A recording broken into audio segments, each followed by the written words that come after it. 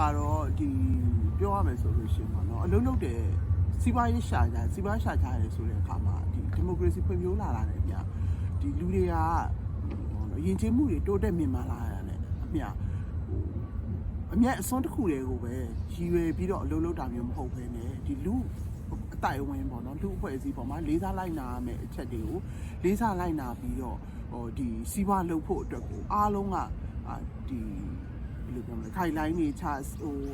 policy တွေရေးဆွဲပြီးတော့လှုပ်လာကြတယ်ပေါ့နော်အဲ့နေရာမှာ तू ကအဲ့လိုမျိုးပြောလိုက်တဲ့စကားနိုင်ငံကိုစော်ကားတယ်လို့မျိုးဒီပြည်တွင်းထဲမှာအလုပ်လုပ်နေတဲ့အလုပ်သမားတွေကိုလည်းစော်ကားတယ်လို့ကျွန်မယူဆတယ်ဒါကြောင့်လို့ first reading ထဲမှာအဲ့ဒီစာကိုဖတ်ရတဲ့အခါမှာကျွန်မချက်ချင်းပဲတုံ့ပြန်ခဲ့တယ်အဲ့တုံ့ပြန်ချက်ကလည်းတ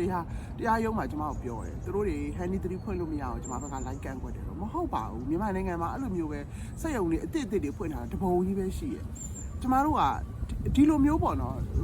သူပြောရမယ်ဆိုလို့ရှိရင်မြန်မာနိုင်ငံမှာလာပြီးတော့ယင်းနှိမ့်နှံမှုလုပ်နေတဲ့အလုပ်ရှင်တွေအားလုံးဒီလူခွင့်ရေးကိုလေးစားလိုက်နာတယ်လို့ကျွန်မမဆိုလို့သူတို့တွေလည်းအထိုက်လျောက်တော့အလုပ်သမားခွင့်ရေးချိုးဖောက်ကြမှာပဲအလုပ်သမားတွေအပေါ်မှာဒီ force labor အဖြစ်လုပ်ကြမှာပဲတရားဓမ္မစေခိုင်းပြီးတော့အမြတ်အစွန်းရဖို့လို့ဒါပေမဲ့အပြင်ကိုထုတ်မပြောဘူးသူတို့ကဟိုဘယ်လိုပြောမလဲသူတို့ရဲ့ management level တွေလောက်ကောင်းလောက်ပြီးသူတို့အပြင်ကိုထုတ်မပြောဘူးသူကတော့တစ်ကမ္ဘာလုံးဟိုတောင်မှပဲအဲ့လိုမျိုးငါအဲ့လိုမြန်မာနိုင်ငံမှာငါဘယ်လောက်ကုန်သွင်းဆုပ်လို့ရတယ်လေဒီအတွေးခေါ်တာကျွန်မခက်ရိုင်းပြောရလို့ရှိရင်တော့ဒီသူတို့လက်မခံတဲ့ဖက်စစ်စနစ်ပေါ့ဖက်စစ်ဂျပန်ပေါ့ဂျပန်ကဖက်စစ်လို့ပြောလို့ရှိရင်မကြိုက်ဘူးလေဒီဖက်စစ်စနစ်ကိုသူတို့တွေတွန်းလှန်ခဲ့တယ်ဒီလိုလှုပ်လက်ခဲ့တဲ့လှုပ်ရက်တွေပေါ်မှာလေတစ်ကမ္ဘာလုံးပေါ်မှာတောင်းပန်တယ်ကျွန်တော်တို့နိုင်ငံတွေပေါ်မှာလည်းတောင်းပန်ခဲ့တာရှိတယ်ဒါပေမဲ့သူ့မှာအဲ့တတိမပြောက်ဘူးသူကဘယ်လိုလဲဆိုအဲ့ဒီစိတ်နဲ့အလုပ်သမားတွေပေါ်မှာဟိုလုတ်တယ်ပေါ့အရှိပိုင်းမှာဒီ2000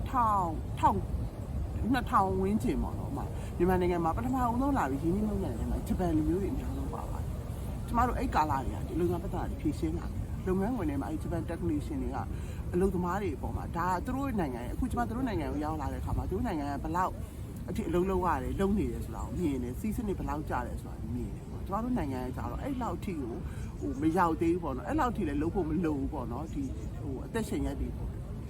အဲ့တော့အဲ့အလုပ်သမားကိုခေါင်းကိုဒီလိုထိုးပြီးတော့ technician ကအဲ့လိုလိုပြောတာအဲ့အလုပ်သမားဆေးုံညာ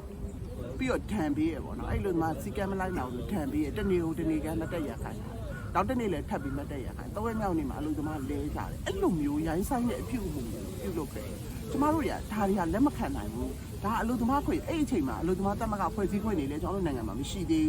ဘူးသို့တော်လည်းဒါဒီအလုပ်သမားခွင့်ရေးနဲ့မညီပါဘူးဆိုတာကိုကျမတို့တွေကပြောခဲ့တယ်တော်လိုက်ခဲ့အဲ့စက်ရုံတွေကအခု union တွေရှိနေကြတယ်ဂျပန်စက်ရုံတွေကအခု union တွေရှိနေတယ်အခုကောင်းကောင်းမွန်မွန်လေးတော့ဒါပေမဲ့ဟန်နီကဘာဖြစ်လို့များဒီလိုမျိုးဟိုကျမတို့တွေထောက်ပြတာပြောဆိုတာကိုလက်မခံတာသူ့ဘက်မှာ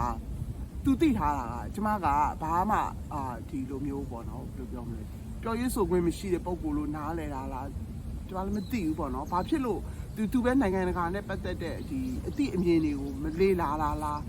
အရာရာငါမှန်တယ်သူစီးပွားရှာလို့ရနေတဲ့ခါကျအရာရာငါမှန်တယ်ဆိုတဲ့စိတ်နဲ့သွားနေတာလားကျွန်တော်မပြောတတ်ဘူးပေါ့ဒီလိုနည်းနဲ့စီးပွားရှာမယ်ဆိုရင်တော့ကမ္ဘာ့လေမှာအားလုံးကသူ့ဝိုင်းပြီးလက်ညှိုးထိုးလာဖဲ့ကျင်လာပါပဲတနေ့သူအိတ်ထံကိုခံရမယ်ပေါ့နော်ဒါကိုမြင်လို့ကျွန်တော်တို့အခုပြောနေတာပေါ့နော်ဒီလိုစကားလုံးမျိုးဆိုတာကထုတ်ပြောရဒါစော်ကားတာနိုင်ငံကိုစော်ကားသလိုကျွန်တော်တို့ကိုလည်းစော်ကားတာပဲအလုပ်သမားတွေကိုလည်းစော်ကားဒါမပြောသင့်တဲ့စကားပေါ့လူခွေရအမတန်ချိုးဖောက်တဲ့စကားလုံးတွေဖြစ်တယ်ဒါမျိုး